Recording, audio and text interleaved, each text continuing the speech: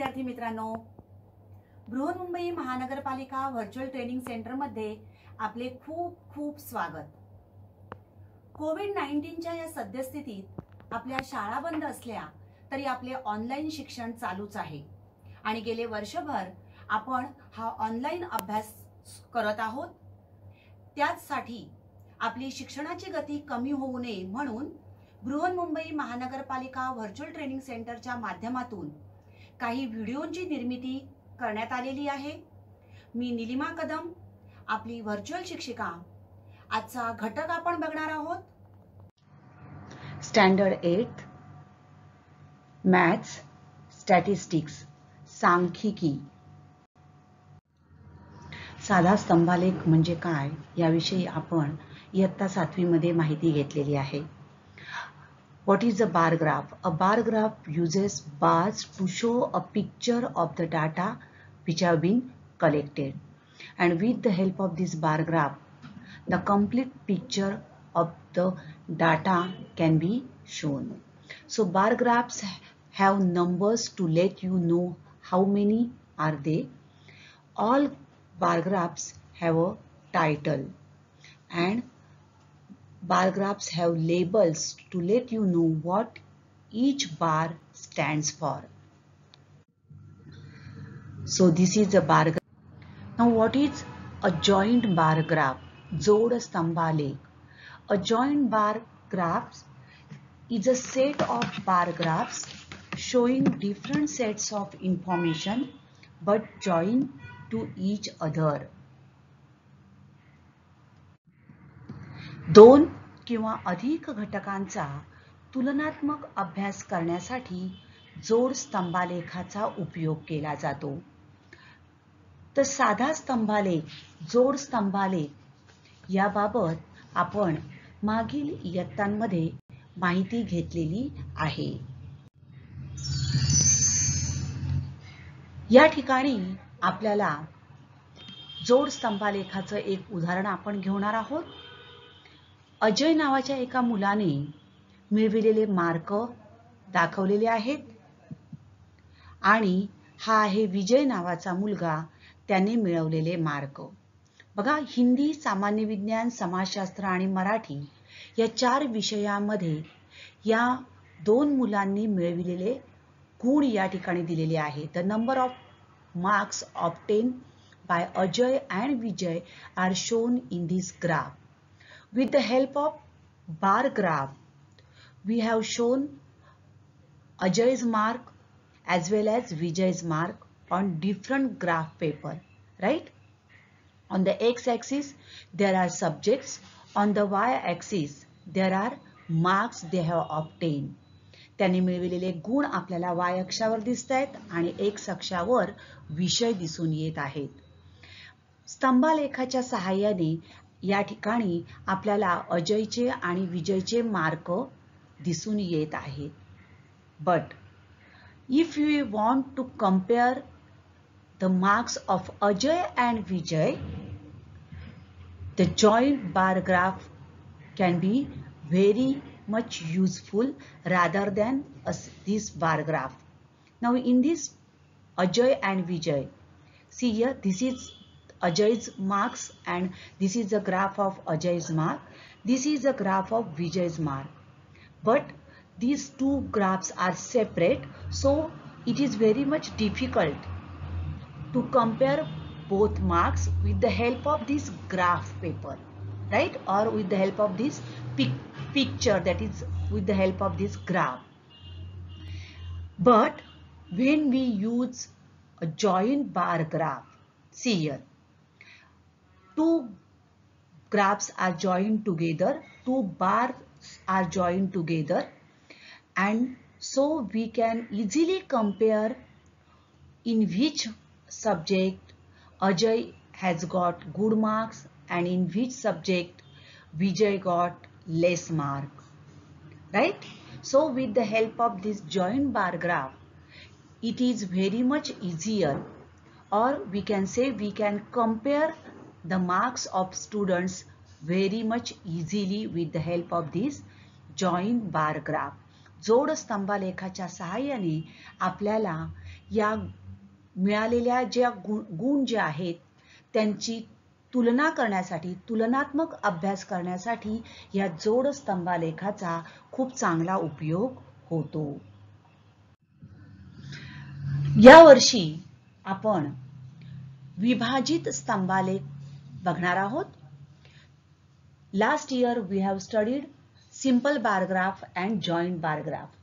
Now we will study some more bar graphs, and first of all we are going to learn about subdivided bar graph or subdivided bar diagram.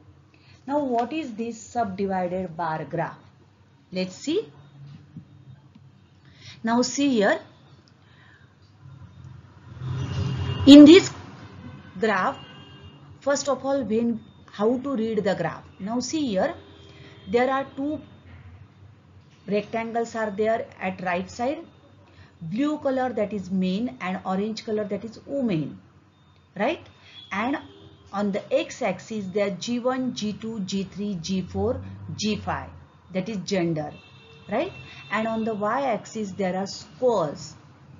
Now this bar graph, this is a subdivided bar graph. Only one bar is there, but it is represented by two different colors. बरोबर, या ठिकाणी एकच स्तंभ उभा दिसतोय, परंतु दोन वेगवेगळ्या रंगांचा वापर केलेला आहे. So what is a subdivided bar graph? Here information of two or more constituents is shown by parts of a single bar. दोन किंवा अधिक घटकांची माहिती एकाच स्तंभात दाखवली जाते आणि त्यासाठी वेगवेगळ्या रंगांचा उपयोग केला जातो. Now subdivided bar diagram is a way of representation of data in which the total length of the bar is divided into different parts or components in particular ratios depending upon the contributions of various components. So, in a joint bar graph, we can compare the information in a data by a subdivided bar diagram also. So, let's see how to draw a subdivided bar graph. एका जिल्हा परिषद शाळेतील इयत्ता 5वी ते 8वी मधील मुलांची व मुलींची संख्या खालील सारणीत दिली आहे. यावरून विभाजित स्तंभालेख काढा. प्रमाण y अक्षावर 1 सेंटीमीटर बरोबर 10 विद्यार्थी घ्या. स्टँडर्ड बॉईज अँड गर्ल्स, मुले आणि मुली दिलेले आहेत. 5th standard, how many boys are there? 34 boys and 17 girls. 6th standard, 26 boys, 14 girls. In 7th standard, 21 boys, 14 girls. And in 8th standard, 25 boys and 20 girls. Now, before proceeding further, first of all, what we have learned, that is in subdivided bar graph, there is a single bar is there, right? So first of all we will add these boys and girls. So let's add these. Total in 5th standard there are how many students?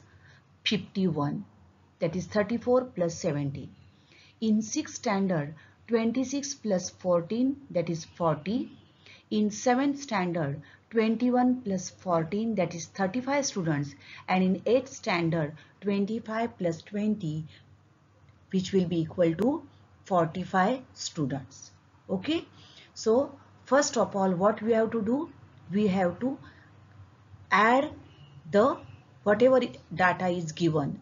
Now standard boys and girls, if years given and rainfall is given, then we have to add the rainfall of 2 years or 3 years. Okay, whatever is given we have to add them. आपण टप्प्याटप्प्याने जाऊया. Let's go step by step. This is a graph paper we need. First, let's take one graph paper, and on that graph paper, draw the x-axis and y-axis. आलेख कागदावर x अक्ष आणि उभा असणारा y अक्ष काढून घ्या. छेदन बिंदूला आरंभ बिंदू आहे तो O हे नाव द्या. Okay, so this is a first step. Next, दुसऱ्या पायरीला काय करायचंय बघा. Draw the x axis and Y axis on a graph paper आपण काढलाय. दुसरी पायरी, write the names of standards on x axis keeping equal distances between two consecutive bars. आपल्याला x axis वर काय घ्यायचं आहे, इयत्ता घ्यायच्या आहेत. Names of standards on the x axis, but remember keeping equal distances between two consecutive bars. Now see here, 5th, 6th, 7th, 8th. How many bars we will require? 4 bars, right? So keep equal distance between two consecutive bars. Suppose I have taken 5th over here, that is here. See here, this is one block I have left over here. एक स्तंभ आपण सोडलेला आहे, इथे 5वी घेतलाय. Again we have to leave one block. आपण 1 centimetre पुन्हा या ठिकाणी हे सोडूया 1 सेंटीमीटर, आणि या ठिकाणी घेतलं 6वी. पुन्हा अंतर 1 सोडून 7वी, आणि पुन्हा 1 सोडून 8वी. So this is important step. 2 consecutive bar मधलं अंतर जे आहे हे समान असणं आवश्यक आहे. So this is second step. Now third step. पहिले आपण काय केलेलं आहे, अक्ष काढले, त्यानंतर एक्स अक्षावर इयत्ता घेतलेले आहेत. थर्ड स्टेप काय सांगितलंय, show the number of students on the y axis with the scale 1 centimetre equal to 10 students. आपल्याला सांगितलेलं आहे वाय अक्षावर 1 सेंटीमीटर बरोबर 10 विद्यार्थी घ्या. मग वाय अक्षावर आपल्याला 1-1 सेंटीमीटरच्या अशा खुणा करायच्या आहेत. आता बघा, आपण जेव्हा टोटल केलेली होती त्यावेळेला सर्वात मोठा आपल्याला नंबर ऑफ स्टुडंट सगळ्यात जास्त किती मिसलेले होते, 51. हो, तो सुरुवात करूया आपण. So first of all right on right hand side of the graph paper, that is scale. Scale on y axis 1 centimeter equal to 10 students. Now start doing this 0, then 10, like this. Do this marks on the y axis. Okay, 10, 20, 30, 40, 50 and 60. Okay, in this way make the marks on the y-axis. This is the third step. Now up to third step we have learned. Okay, now what is the fourth step? Total number of students in the 5th standard is 51. So show it by a single bar. आता आपल्याला बघा, मी सुरुवातीलाच तुम्हाला सांगितलं की आपण इथे बघितलं की आपल्याला सर्वात जास्त स्टुडंट्स किती आहेत, 51. मग तो एक बार उभा करायचा आहे आपल्याला, त्यानुसार आपण सगळ्यात जास्त मॅक्झिमम किती घेतलंय, 60. आता आपण आपल्या तक्त्याकडे येऊया. 5th स्टँडर्ड किती आहेत, 51 मुले. In the 5th standard total number of students are 51. So show it by a single bar. एक सिंगल बार आपण या ठिकाणी उभा करू. See this is a 51 mark. Okay, now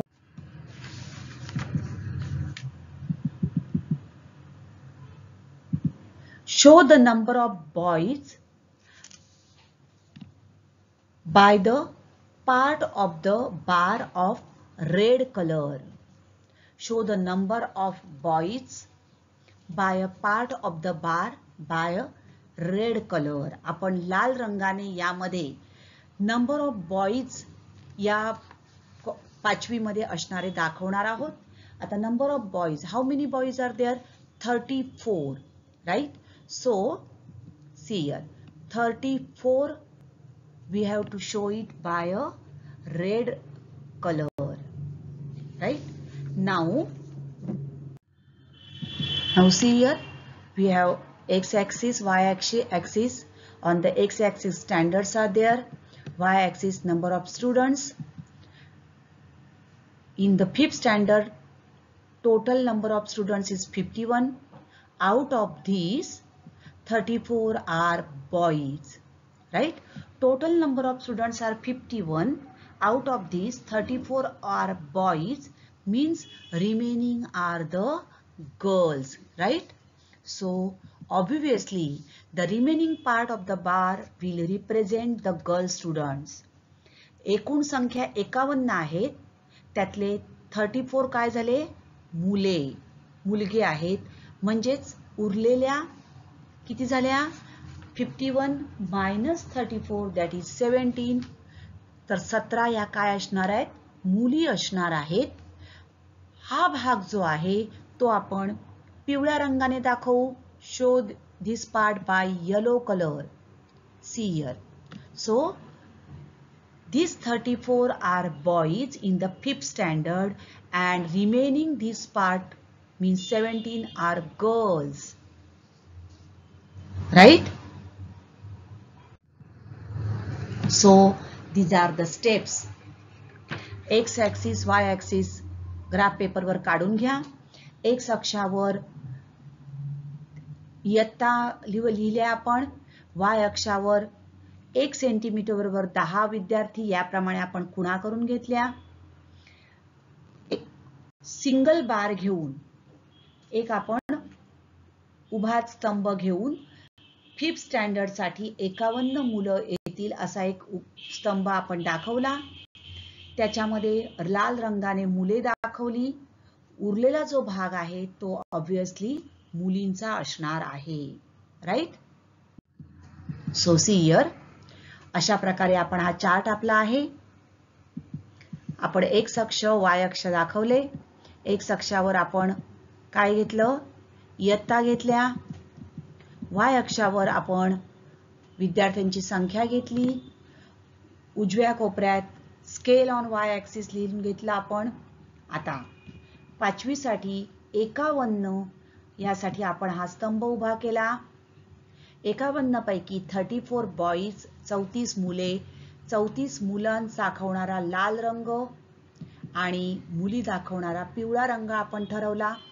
हे रंग या ठिकाणी आपण लिहून घेतले. आता 34 खुणा केल्या आपण बघा. 34 हे काय झाले?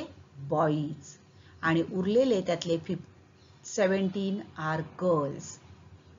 नेक्स्ट 6th स्टँडर्ड साठी total number of students are 40. So 40 चा आपण एक स्तंभ उभा केला.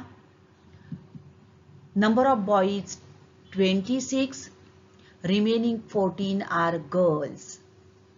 In 7th standard total number of students 35 वर खूण केली बघा. Out of that number of boys 21 and remaining 14 are girls. It's 8th standard, number of students 45 चा आपण स्तंभ उभा केला.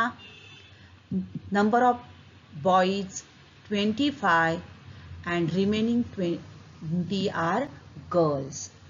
तर अशा प्रकारे आपण हा स्तंभालेख काढलेला आहे. तर लक्षात ठेवा, कोणताही आलेख काढताना आपल्याला या ठिकाणी पहिले आधी ही सारणी तयार करून घ्यायची आहे.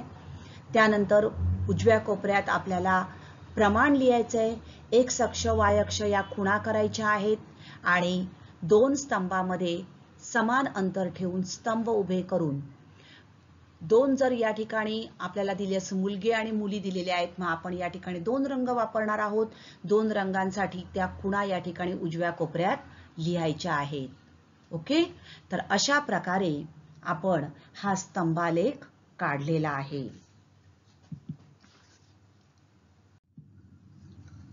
Next question, observe the following graph and answer the questions. या आता तुम्हाला या आलेखाचं निरीक्षण करायचं आहे आणि प्रश्नांची उत्तरं द्यायची आहे. पहिलं आहे बघा, state the type of the graph. या आलेखाचा प्रकार कोणता आहे तो तुम्हाला बघायचा आहे. बघा, निरीक्षण करा. Yes, it is a subdivided bar graph. विभाजित स्तंभालेख आहे. आपल्याला आलेखाचा प्रकार सांगायला सांगितलेला आहे. Next, how much is the savings of Vaishali in the month of April. आता या आलेखाचं थोडंसं आपण वाचन करूया.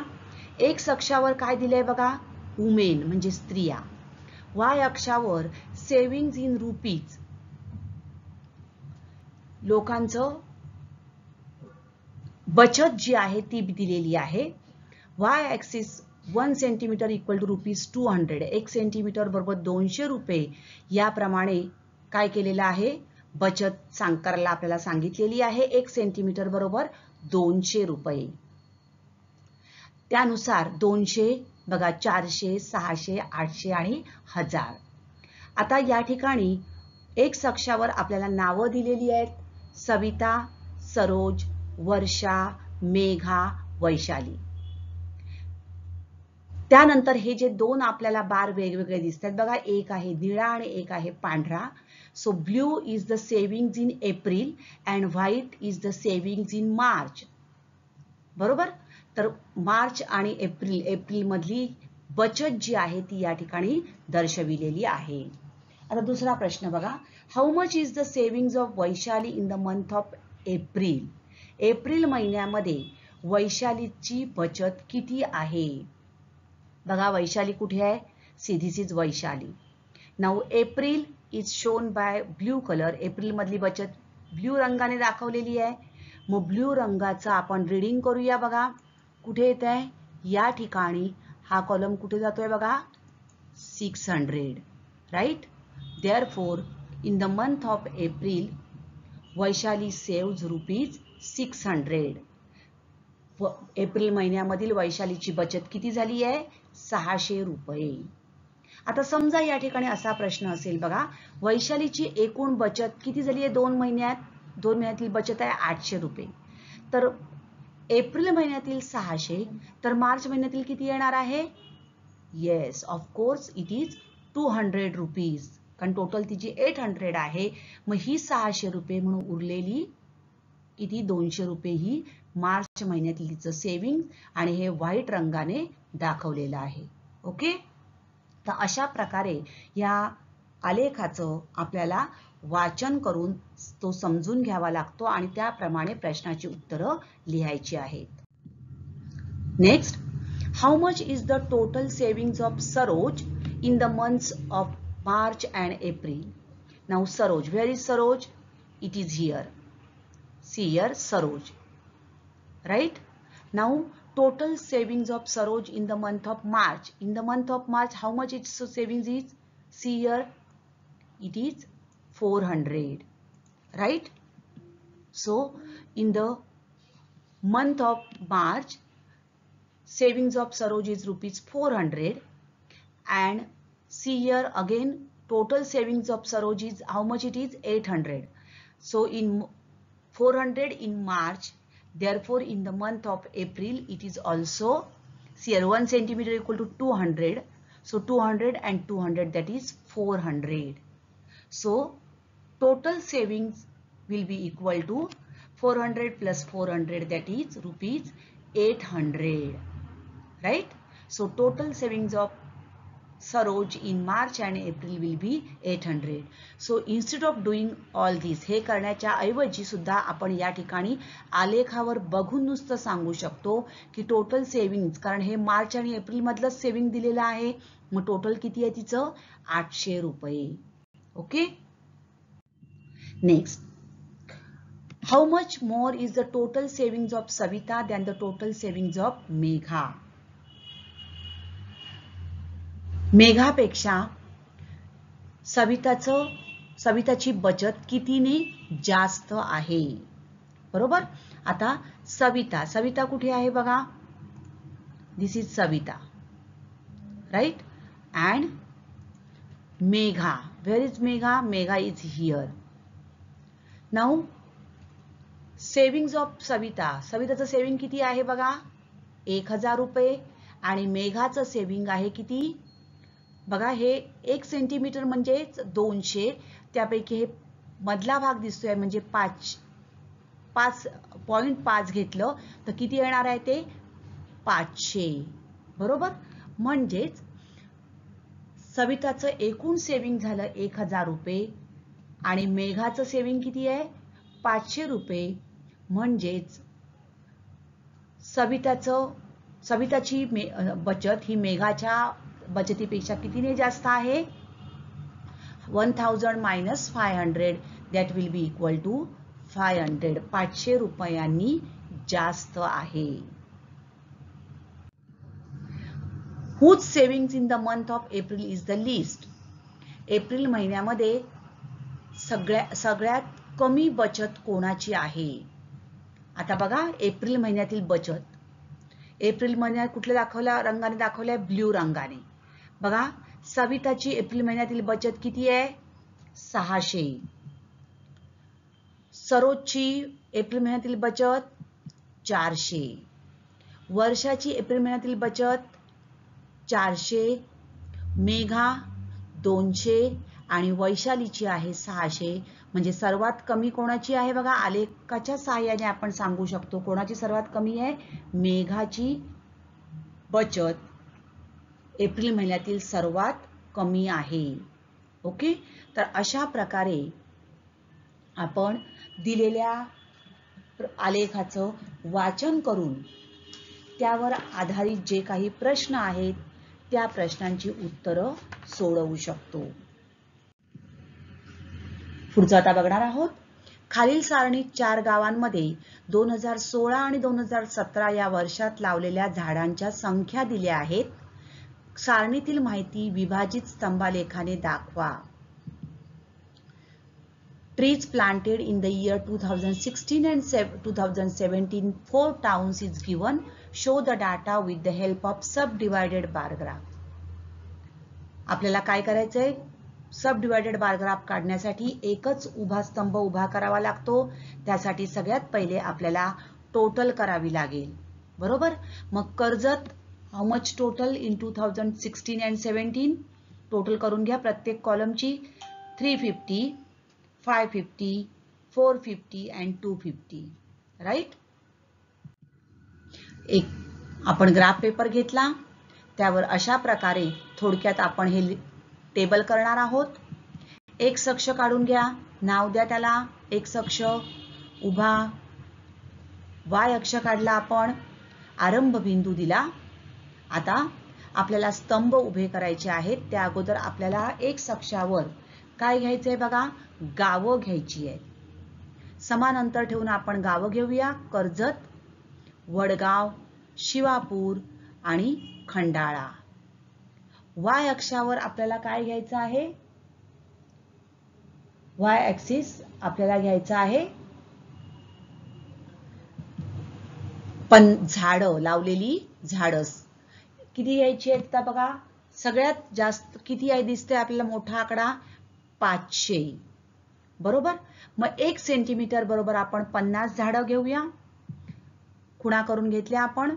50, 100, 150, 200, 250, 300, 350, 400, 450 आणि 500. अशा प्रकारे आपण काय केल्या? वाय अक्षावर 1 सेंटीमीटर बरोबर 50 झाडे अशा खुणा करून घेतल्या.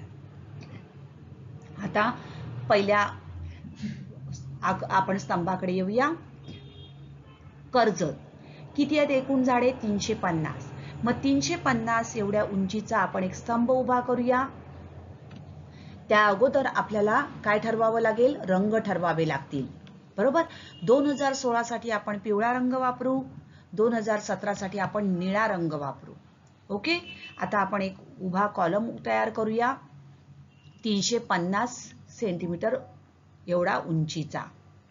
आता याच्यामध्ये बघा, कर्जत 2016 मध्ये किती आहेत झाडं लावली आहेत? 150. मग 150 एवढ्या उंचीचा आपल्याला 2016 मधला म्हणजे पिवळ्या रंगाचा स्तंभ उभा करावा लागेल, राईट? आणि साहजिकच उरलेला जो आहे तो कुठला असणार आहे? 2017 मधला. तो आपण निळ्या रंगाने दाखवू. म्हणजेच हा झाला 2016-17 मधील कर्जत या गावाने लावलेली एकूण झाडे 350. त्यापैकी 2016 मध्ये लावली किती? 150 आणि उरलेली 200 झाडे कधी लावलेली आहेत? 2017 मध्ये. नेक्स्ट, वडगाव मध्ये एकूण झाडं किती लावली गेली वडगाव या गावाने? 500. तर 500 सेंटीमीटर उंचीचा एवढा स्तंभ उभा केला. आता 2016 मध्ये किती लावली आहेत झाडं? 250. मग 250 एवढ्या उंचीचा आपण स्तंभ उभा केला. साहजिकच उरलेला भाग जो आहे तो येणार आहे निळ्या रंगाचा, म्हणजे 2017 मध्ये लावलेली झाडे. ओके. पुढचं आहे शिवापूर. शिवापूर या गावाने एकूण 450 झाडे लावली. त्यापैकी 2016 मध्ये लावलेली 200चा आपण स्तंभ उभा करू. उरलेला निळा रंगाचा स्तंभ म्हणजेच 2017 मध्ये लावलेली झाडे. आणि खंडाळा या गावाने लावलेली झाडं किती आहेत एकूण? 250. बरोबर. त्यापैकी 2016 मध्ये म्हणजे पिवळ्या रंगाची येणार आहे 100 सेंटीमीटर आणि उरलेली जी आहेत ती येणार आहेत 2017 मध्ये लावलेली झाडे. तर अशा प्रकारे एकूण उंचीचा स्तंभ उभा करून त्यामध्ये आपण वेगवेगळ्या रंगाने 2 किंवा 3 जेवढे घटक आपल्याला दिले असतील ते तुलनात्मकरित्या दाखवू शकतो. दाखवताना या ठिकाणी बघा लक्षात घ्या, पहिला आपल्याला पूर्ण उंचीचा जेवढा आहे एकूण जो आहे तेवढ्या उंचीचा स्तंभ उभा करायचा आहे. जर या ठिकाणी 2 घटक असतील तर पहिला घटक एक ठराविक उंचीचा आणि उरलेला दुसऱ्या रंगाचा. ओके. तर अशा प्रकारे आपण या ठिकाणी काय केलेला आहे? हा विभाजित स्तंभालेख काढलेला आहे. स्तंभालेख काढला झाल्यानंतर निरीक्षण करा. या ठिकाणी उजव्या कोपऱ्यात प्रमाण लिहिलेलं आहे की नाही? प्रमाण लिहिणं अत्यंत आवश्यक आहे. 2 वेगवेगळे घटक असतील तर ते दर्शवणारे रंग दाखवा. ते काय दर्शवतात त्याविषयी माहिती बाजूला द्या. 2016 मधील झाडे, 2017. एक्स अक्ष, वाय अक्ष लिहायचा आहे. एक्स अक्षावर काय घेतली आपण? गावं. आणि वाय अक्षावर आपण घेतलेली आहेत लावलेली झाडे. ते पण या ठिकाणी लिहिणं आवश्यक आहे. ओके. तर विभाजित स्तंभालेख म्हणजे काय आणि तो स्तंभालेख काढण्यासाठी कोणकोणत्या पायऱ्यांचा उपयोग करून आपण हा स्तंभालेख काढतो, त्या स्तंभालेखाचं वाचन कसं केलं जातं हे आपण आज बघितलेलं आहे. पुढच्या भागामध्ये आपण शतमान स्तंभालेख म्हणजे काय याविषयी माहिती घेणार आहोत. थँक्यू. तर अशा प्रकारे विभाजित स्तंभालेख म्हणजे काय अशीच माहिती आणि तो स्तंभालेख कशा प्रकारे काढला जातो. आणि हे व्हिडिओ पुन्हा पहा. पुन्हा भेटणार आहोत पुढच्या भागात. थँक्यू.